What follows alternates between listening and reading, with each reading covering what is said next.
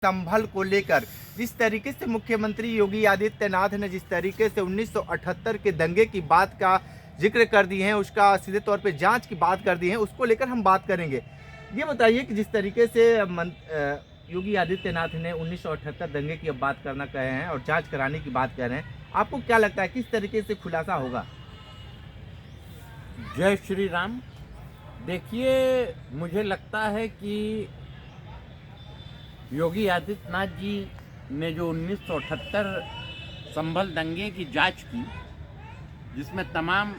निर्दोष हिंदू मारे गए, लूटे गए और उत्पीड़न के शिकार हुए, कहीं ना कहीं से, और उस घटना को तत्कालीन सरकार से लेकर के तमाम सरकारें दबाती आई या उस पर ध्यान नहीं दिया। तो योगी जी का अपने मुख्यमंत्री काल में जांच का आदेश देना पुनः ये कहीं ना कहीं से स्वागत योग्य कदम है और सभी सनातनियों को उनके इस कदम का स्वागत करना चाहिए। और एक जो हिंदू जनमानस के अंदर उत्तर प्रदेश में उन्होंने सुरक्षा का माहौल बनाने का काम किया है, उसकी जितनी प्रशंसा की जाए कम है। एक बात बताइए कि संभल का जिक्र लगातार सुर्खियों में बना हुआ है लगभग 2-3 महीनों से, लेकिन जिस तरीके से वहाँ पे जो एक मंदिर की बात कही जा रही है, कोई कह रहा है मंदिर है, कोई कह रहा है मस्जिद है, अब बात आगे बावड़ी को लेकर लोग ये कह रहे कि बावड़ी थी, वहाँ पे राजा महाराजा शिकार करने जाते थे, अपनी सेना को वहाँ रखते थे, वहाँ पे तमाम तरह की गाना भजन अपना कीर्तन करते थे। तो आप उसको क्या मानते हैं, खासकर जिस तरीके से समाजवादी नेताओं का ये कहना है? देखिए, समाजवादी नेता जो हैं उनका एक ही फंडा है और वो केवल और केवल बस ये जानते हैं कि हमको हिंदुत्व का विरोध करके और धर्म विशेष के लोगों के पक्ष में खड़े होकर के हमको अपना वोट बैंक बनाना है। तो जहाँ तक समाजवादी नेता हैं, उनसे जिस तरीके की वो बात कर रहे हैं, इससे ज़्यादा उनसे अपेक्षा भी नहीं की जा सकती है। और जहाँ तक मंदिर की बात है, तो ये सर्वे में भी और तमाम जो वहाँ पर टेक्निकल सर्वे भी हो रहा है और जो चीज़ें हो रही हैं, तो कहीं ना कहीं से वो इस बात को की पुष्टि करती है कि वहाँ मंदिर था, वहाँ हमारे आराध्य बाबा का शिवलिंग था। अब इन लोगों को राजनीति करनी है तो वो बावड़ी बोल सकते हैं, वहाँ पर वो फव्वारा बोल सकते हैं। कल को अगर कोई समाजवादी नेता उसको स्विमिंग पूल बोलने लगे तो ये भी कोई बड़ी बात नहीं। अच्छा, एक बात बताइए कि कुंभ मेले का आगाज लगातार होता जा रहा है, बहुत बड़े पैमाने पर केंद्र सरकार और प्रदेश सरकार लगी हुई है, लेकिन जिस तरीके से विपक्ष ये कह रहा है कि हम भी कुंभ का आयोजन कराए थे, लेकिन जिस तरीके से कुंभ मेले में न्योता दिया जा रहा है कि आप भी आइए, अरे सब ये तो धर्म का बात है, आस्था की बात है, जिसको आस्था होगी वो जाएगा। अब देखिए, निश्चित रूप से जब भी इस तरीके के महाआयोजन होते हैं तो उसमें जो राजनीति के क्षितिज के प्रमुख लोग होते हैं उनको एक शिष्टाचार के नाते सरकार न्योता देती है। यह परंपरा भी रही है और देना भी चाहिए। अगर अब उसको भी इन लोग राजनीति से जोड़ रहे हैं और अगर उन लोग एक तरफ हिंदुत्व का विरोध करते हैं और दूसरे तरफ हिंदू वोटों को भी साधने के लिए इस तरीके की बात करते हैं, तो भाई इस विषय में क्या ही बोला जाए। ये बड़ा दुर्भाग्यपूर्ण है कि विपक्ष के पास केवल और केवल हिंदुत्व को लेकर के राजनीति करने का मुद्दा है। विपक्ष मुद्दा विहीन है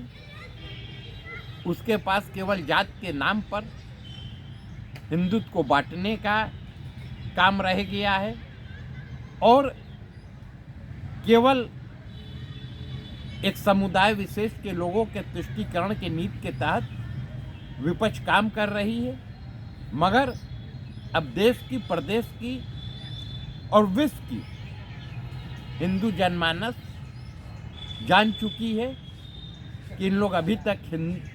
हिंदू जनमानस को ठगते आए हैं और अब जब ये सत्ता से बाहर हैं तो भी ये अपने क्रियाकलापों से पीछे नहीं हट रहे हैं। ये बराबर हिंदुत्व के साथ छल करने पर लगातार अपनी जो प्रयास है उसको जारी रखते। बनारस में एक मंदिर मिला था, अब उसका ताला भी खोल दिया गया है, उसमें शिवलिंग भी मिले हैं और पूजा पाठ भी शुरू हो गया। क्या कहेंगे उस मंदिर को लेकर? देखिए, ये प्रशासन ने जिस तरीके से ताला तोड़वा करके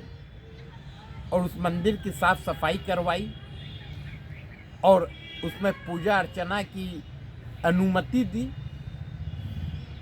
इसके लिए राष्ट्रवादी हिंदू शक्ति वाहिनी परिवार वाराणसी के पुलिस प्रशासन को बधाई देता है। साथ ही ये जो भाईचारा की बात करने वाले लोग हैं, ये जो धर्म के नाम पर हिंदुत्व पर कुठाराघात करने वाले लोग हैं, उनका भी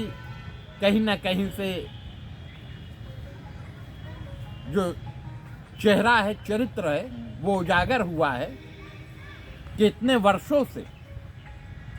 उन्होंने उस मंदिर में ना साफ सफाई कराई, ना पूजा अर्चना के लिए उन्होंने एक अनुकूल माहौल बनाया और इसका नतीजा है कि प्रशासन को अंत में ताला तोड़ करके और मंदिर की साफ सफाई करवानी पड़ रही है, वहाँ पूजा अर्चना की व्यवस्था बनानी पड़ रही है। और एक चीज़ मैं आपके चैनल के माध्यम से और कहना चाहता हूँ और उत्तर प्रदेश सरकार के मुखिया महंत योगी नाथ जी से मांग करता हूँ कि जिस तरीके से वो संभल में 1978 में हुए दंगों की पुनः जांच कराने की बात कर रहे हैं, उसी तरीके से वाराणसी भी एक समय में दंगों के लिए कुख्यात रहा। जो मदनपुरा है वो दंगों का उद्गम स्थल ही रही, तो उन दंगों की भी जांच करावें। साथ ही इस बात की भी जांच होनी चाहिए, इस संबंध में राष्ट्रवादी हिंदू शक्ति वाहिनी का एक प्रतिनिधि मंडल सिर्फ वाराणसी के शीर्ष पुलिस अधिकारियों से मिलेगा, प्रशासनिक अधिकारियों से मिलेगा और महंत योगी आदित्यनाथ जी को भी पत्र के माध्यम से मिल करके इसकी मांग करेगा कि इस बात की भी जांच होनी चाहिए कि किन परिस्थितियों में मदनपुरा में जो एक मुस्लिम बाहुल क्षेत्र, जो आज जिसको हम मुस्लिम बाहुल क्षेत्र के रूप में देखते हैं, वहाँ एक समय में हिंदुओं की बाहुलता थी और इसका प्रमाण है प्राचीन शिव मंदिर। तो ऐसी कौन सी परिस्थितियाँ पैदा हुई कि हिंदू जनमानस वहाँ से अपने मकानों को छोड़ के जाने को विवश हुए? वो कहाँ गए, किन परिस्थितियों में गए और किन परिस्थितियों में मुस्लिम समुदाय के लोगों ने ही वहाँ पर उन संपत्तियों को खरीदा कि आज ये परिस्थिति हमारे सामने आई कि हमारे सिद्धेश्वर महादेव मंदिर पे उन लोगों ने अपना ताला चढ़ाया। हमारे सिद्धेश्वर महादेव जी को कैद करने की उन्होंने एक कुप्रयास किया और वो भी काशी की धरती पर। तो ये समस्त काशी की जनता को, समस्त हिंदू जनमानस को सोचने पर विवश करती है कि अगर काशी जो बाबा भोलेनाथ की नगरी है, जिसके कण कण में, जिसके रोम रोम में बाबा विश्वनाथ बसते हैं, वहाँ इस तरीके का दुस्साहस किन परिस्थितियों में और किन सरकारों में हुआ, और उसमें वो कौन लोग शामिल थे, उनका चेहरा उजागर होना चाहिए, उनका चेहरा प्रकाश में आना चाहिए, और जो भी इसमें दोषी हैं उनके साथ कठोर कार्रवाई होनी चाहिए कानून। बिल्कुल। तो आप सुन रहे थे प्रदीप गुप्ता जी को बहुत सारी बातें बताए हैं, विशेष इंटरव्यू कर रहे थे। हमारे साथ बने रही कांडी बनारसी के साथ में, दीजिए इजाज़त, नमस्कार।